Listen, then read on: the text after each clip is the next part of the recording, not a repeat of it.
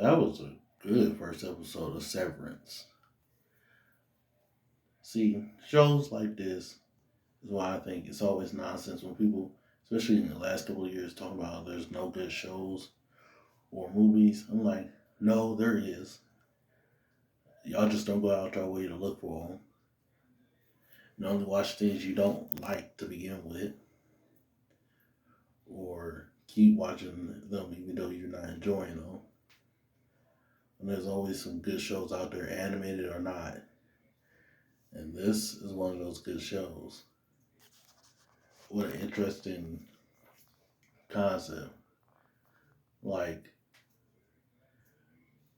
I heard that Ben Stiller directed it, but yeah, it was a fantastic job. But when it was first starting, I was thinking, when the one was on the table, everything here looks so symmetrical. And then throughout the episode, throughout the building, that's exactly what it was. A lot of symmetry. And I was like, it's random to have that trash can right there. Unless y'all know that's how he does that like every day when he comes to work. Now it's interesting, like the guy said when he was at his sister's house, being trapped there. And it had me thinking, the memories are separated, but does the you at the job remember every day of work? We know they don't remember outside, but do they just remember every day of work? And if that's the case, then I can see that driving your other self crazy. Always existing at work, always being at work,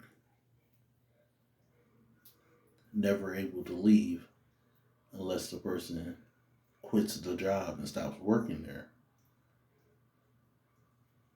But you would never know that because you always come back. And that's interesting. I know people would be like, it'd be better if they forgot they at work. But I'm like, that makes sense, especially depending on certain jobs. But you could also have a good time at work. You could also make great friends at work that you would want to hang out with after. But since y'all minds are separated, you'd never know because you're not really likely to go and talk to them because you wouldn't really have any reason, especially when leaving, because you would forget everything and just go.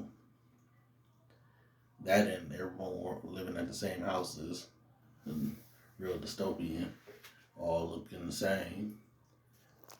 And it's like this boss, who you are at work can definitely be different than who you are after or when you're not there.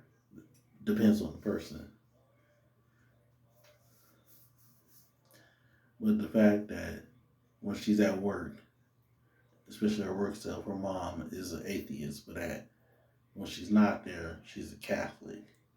And then he lingered on her, like to say that she's pretending to be senile, maybe, and does remember the stuff at work and isn't really severed. But I do even see on that. I think she probably still is. But he meets Pete after being told, like, Pete no longer works there. And he tells him that there's more going on.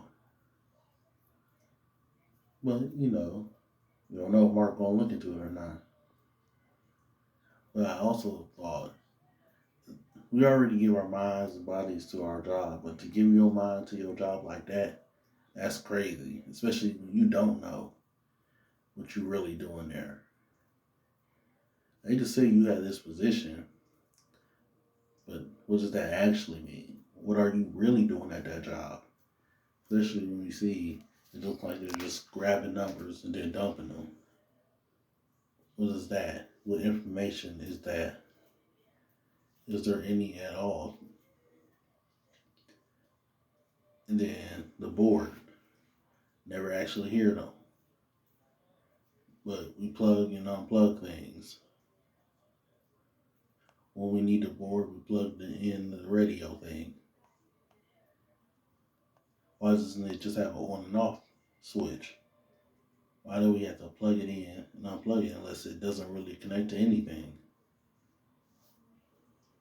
I mean, it's the same kind that they was using in the office when giving the Kelly her interview. But it's like the people that was at the dinner Mark was at, where there was no food, and everyone was being, what do we call it, kind of uppity and pseudo intellectual. We were also kind of talking down on him, while at the same time saying we stand behind you from this messed up choice, because it is a kind of a messed up choice. Trapping your mind like that half the day. But I mean, you could say the same with just regular life going to work.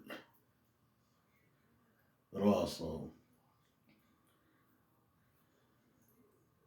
to allow a corporation to be in your head like that, to have an implant,